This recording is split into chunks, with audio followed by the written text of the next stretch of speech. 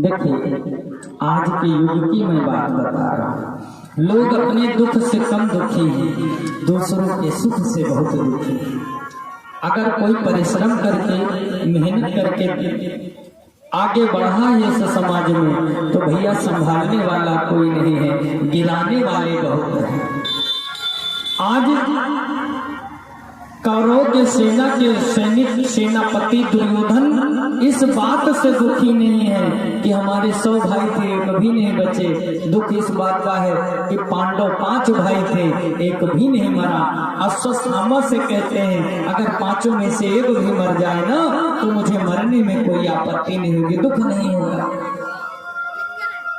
सूत जी महाराज निवेदन कर रहे हैं, मन में विचार किया, एक उपाय है, कागलूक न्याय से हमला करना चाहिए। अश्वत्थामा जब चल पड़ता है मन में प्रतिज्ञा लेकर के, तो एक ही नियम है, एक ही उपाय है, क्या?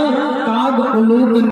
आज अश्वत्थामा मन में प्रतिज्ञा तो ले लेता है, मन में विचार करता कि एक से एक महारथी जब पांडव को नहीं परास्त कर पाए तो हम क्या है? कागलूक न्याय का मतलब रात्रि में अगर 100 कौवे हैं और एक उल्लू है, तो एक अकेला उल्लू 100 कौवे को परास्त कर सकता है रात्रि में, और दिन में एक कौवा 100 उल्लू पर भारी पड़ सकता है। क्यों? रात्रि में उल्लू को दिखता है और दिन में कौवों को दिखता है। मन में विचार किया कि पांडव जो है नहीं, रात्रि के समय विजय श्री का उत्सव पांडव मना रहे हैं, अपने शिविर में गए होंगे, थके होंगे, विश्राम कर रहे होंगे, और पांडव को सोते हुए भी ही मार डालूंगा। अश्वत्थामा ऐसा सोच करके चल देता है, और उधर पांडव अपनी विजय श्री का उत्सव मनाने के लिए प्रजा के बीच में भगवान द्वारकाधीश भगवान श्री कृष्ण के साथ में चल देते हैं। अब शिविर में कोई नहीं, शिविर में पांडव नहीं है, बल्कि पांडव के 5 पुत्र जो दिखने में एकदम पांडव जैसे हैं, आज अपने सैया पर शयन कर रहे हैं, सो रहे हैं। रात्रि में जब अश्वत्थामा आक्रमण किया तो उन 5 पांडव पुत्रों को पांडव ही समझ लिया और 5 का सिर काट लिया। प्रसन्न हो गया और प्रसन्न होकर के दौड़ा दौड़ा को क्षेत्र में पहुंचा, दुर्योधन के पास बड़ा प्रसन्न होकर के बोला, महाराज आपने एक सर की बात कही थी, देखो मैं 5-5 सर लेकर के पांडव किया गया। दूर से दुर्योधन ने देखा तो दिखने में एकदम पांडवों जैसे 5 पुत्र, बड़ा प्रसन्न हुआ। लेकिन जब अश्वत्थामा थोड़ा नजदीक आया तो आज दुर्योधन को बड़ा दुख हुआ, रोने लगा, चीखने लगा, चिल्लाने लगा, रे धूर्त तूने ये क्या किया? तूने पांडव को नहीं अपने पांडव पुत्र को मार दिया।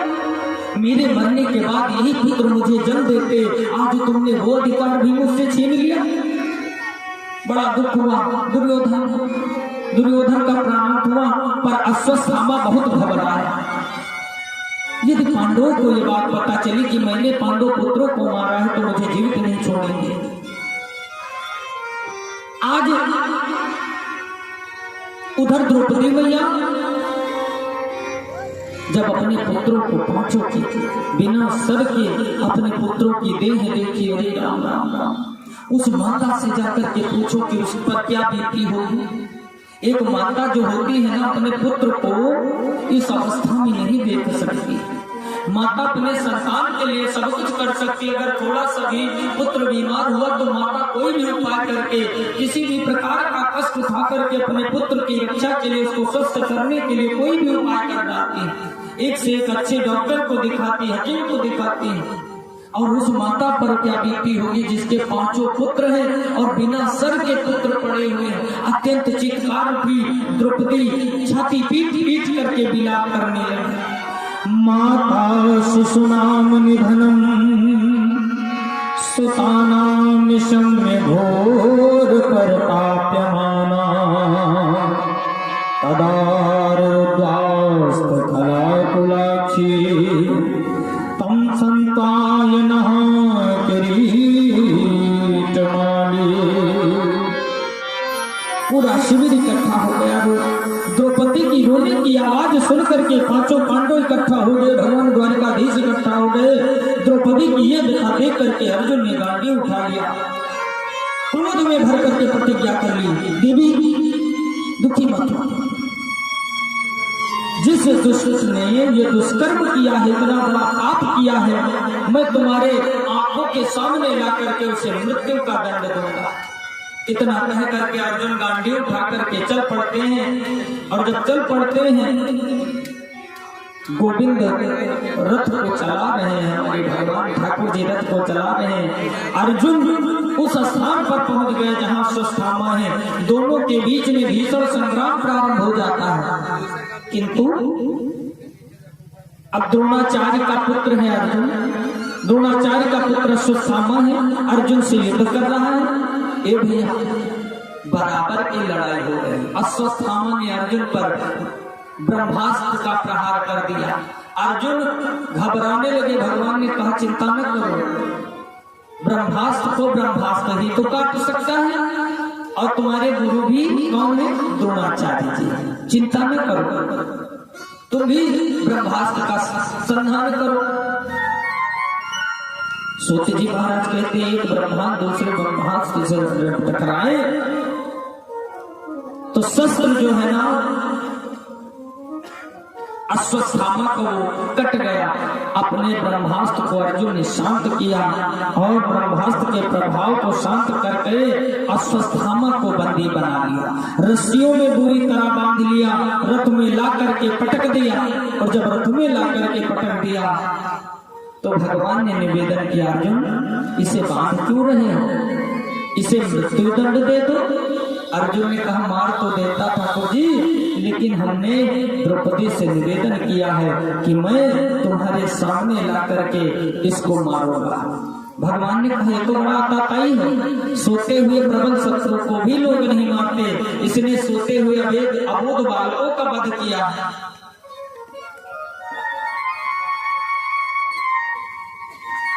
धर्मवेत्ता स्त्री को, बालक को, मतवाले को, पागल को, सोते हुए शत्रु को कोई नहीं मारता, इसलिए तो 5 अबोध बालकों को सोते हुए मैं मारा है। अर्जुन छोड़ना मत। अर्जुन ने कहा सरकार छोड़ने वाला तो नहीं हूं, परंतु द्रौपदी को वचन दिया है इसलिए मैं वही मारूंगा। पशुओं की तरह रस्सियों में बांध करके अश्वत्थामा को रथ पर डाल करके द्रौपदी के सामने खड़ा कर दिया।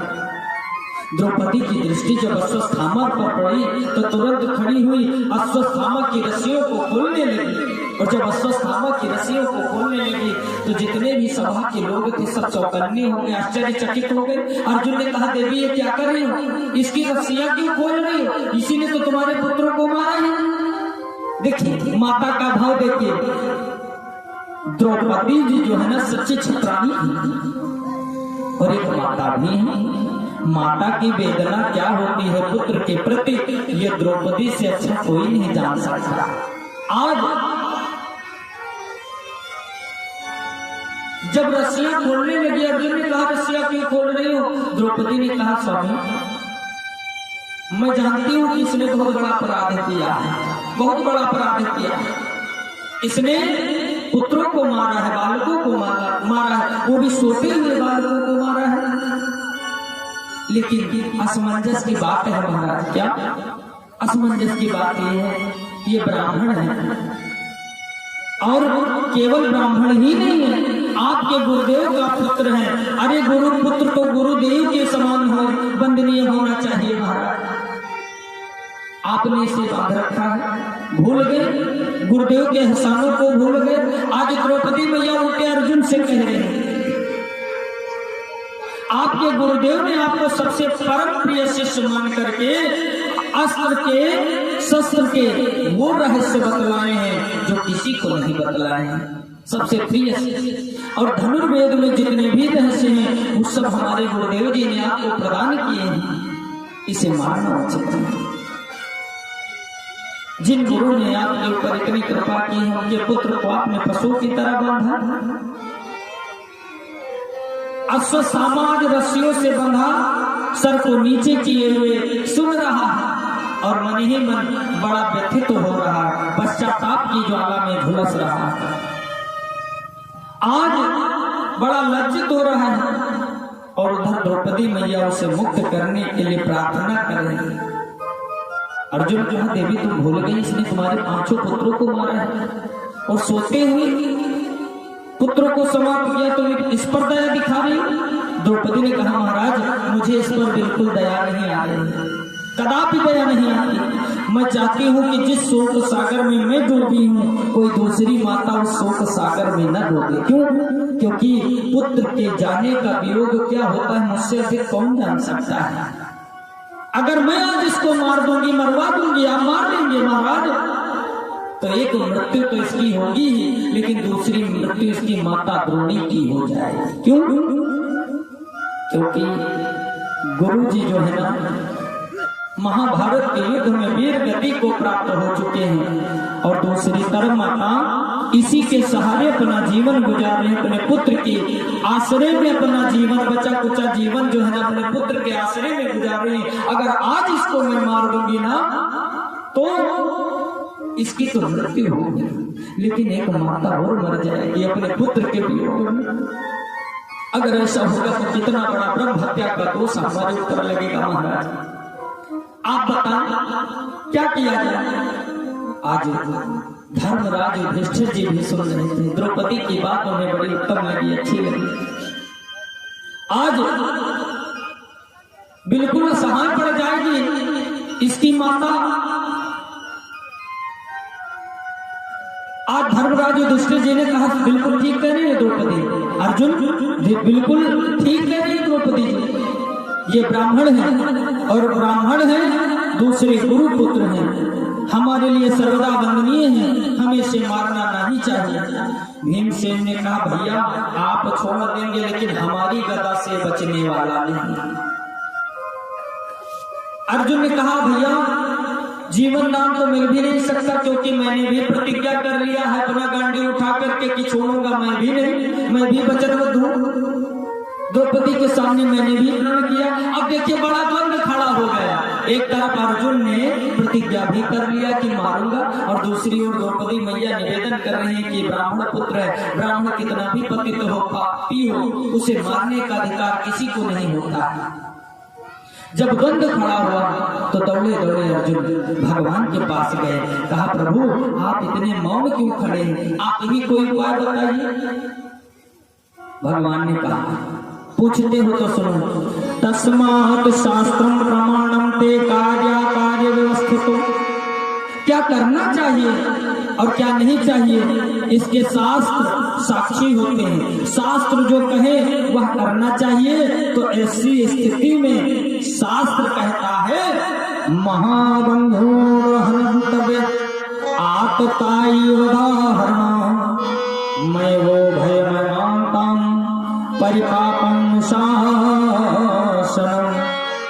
शास्त्रों में ये स्पष्ट है कि ब्राह्मण जितना भी पतित हो उसे मारने का अधिकार किसी को नहीं, मारने के योग्य नहीं होता। कितना भी अधम हो, पापी हो, पतित हो, मारने के योग्य नहीं होता, उसका वध नहीं किया जा सकता अर्जुन। और शास्त्र में भी स्पष्ट है कि कोई भी आई हो, धर्मवेत्ता स्त्री को, पागल को, मतवाले को, सोते हुए प्रबल शत्रु को, बालक को अगर कोई मारता है तो वो क्षमा करने के योग्य भी नहीं। अब आपको हमने बता दिया क्या करना है क्या नहीं करना है। अर्जुन ने कहा वाह प्रभु टेढ़ी टांग वाले आप टेढ़ी मेढ़ी बातें भी कर रहे हैं, सीधा सीधा बताइए। भगवान ने कहा अर्जुन जब महाभारत का युद्ध चल रहा था और उस महाभारत के युद्ध में युद्ध के समय भी हमने तुमको भगवान की कथा सुनाई, गीता का उपदेश दिया था कि नहीं। जरा विचार करें भैया, एक तरफ लाठी डंडा चल रहा हो है, एक तरफ लाठी डंडा चल रहा हो, गोली हथियार चल रहे हो, और पंडित जी कहे हमारी थोड़ी सी कथा सुन लो उसी लाठी डंडे के बीच में। तो भैया कोई डंडा लाठी लड़ेगा कि बैठ करके कथा सुनेगा, ये बताए। भगवान ने कहा फिर भी उस युद्ध में हमने तुमको कथा सुनाई, उपदेश सुनाया, इसलिए कि जब समय आए, जरूरत आए तो कुछ निर्णय ऐसे भी होते हैं अर्जुन जो तुम अपने इच्छा अनुसार ले सकते हो। अर्जुन ने कहा महाराज मैं समझ गया। क्या? दौड़े दौड़े गए, कहा सुनो एक अपराध ये होता है कि कोई प्रबल शत्रु को, रोते हुए मतवाले को, ब्राह्मण को, पतित को मारता है तो छोड़ा नहीं जाता है ना। बालक को अगर मार दिया, किसी धर्मवेत्ता स्त्री को मार दिया, पतित को मार दिया, पापी को मार दिया, तो क्षमा के योग्य नहीं। ब्राह्मण कितना भी पतित हो, अधम हो, मारने के योग्य नहीं होता। और दूसरी तरफ होता है कि अगर कोई प्रबल शत्रु सो रहा है, उसको मार दिया तो छोड़ने के लायक नहीं। बच्चे को मारा है, वो छोड़ने के लायक नहीं। तो महाराज एक उपाय है क्या? अर्जुन ने कहा, सबसे कठिन जात अपमाना। मृत्यु से बढ़कर के एक दंड विधान है क्या? अपमान कर देना, अपमानित कर देना। ए भैया, अगर मृत्यु आएगी तो एक ही बात आएगी, है ना? गोली मार दिया, मर गए, काम खत्म, मृत्यु हो गई। लेकिन अगर किसी सम्मानित आदमी का भरे बाजार में बेइज्जत कर दिया जाए, अपमानित कर दिया जाए जजमान जी, तो जितनी बार उस अपमान को याद करेगा उतनी बार उसकी मृत्यु के समान उसको दुख होगा। आज वही किया। संभावित कहूं आप जस लाहू, और मरण कोट समदारुण दाहू। अर्जुन ने तुरंत अश्वत्थामा के सिर में चमकती हुई मणि को निकाल लिया, शिविर से धक्का मार करके भगा दिया। ब्राह्मण का दैहिक वध नहीं करना चाहिए, विरुद्ध अपमानित कर दो, धक्का मार करके घर से निकाल दिया। और ब्राह्मण आज अपमानित हो रहा, उसकी मणि छीन लिया। अर्जुन ने धिक्कारते हुए अश्वत्थामा से कहा, तुम ब्राह्मण, तुम्हारा यही कर्तव्य, और चले जाओ यहाँ दोबारा, अपनी शकल नहीं दिखाना। ये गंदी सोच है तुम्हारी, छोटी सोच है, इस नगर में आंदा दिखोगे नहीं तुम। मन ही मन तुरंत अश्वत्थामा ने प्रण कर लिया क्या? कि मैं किसी को छोड़ूंगा नहीं, जल देने वाला भी नहीं छोड़ूंगा। कहा, पांडव, अर्जुन, तुमने मुझे अपमानित किया है, जाओ, मैं भी ब्राह्मण हूं, प्रतिज्ञा कर रहा हूं, तुम्हारे वंश में किसी को जल देने के लिए भी नहीं छोड़ूंगा। चल देता है। और उधर सबको शांत करा करके भगवान ने सबको ढंढस बंधाया, और भगवान कुछ दिनों तक पांडवों के बीच में रहे। बोले ठाकुर जी महाराज की।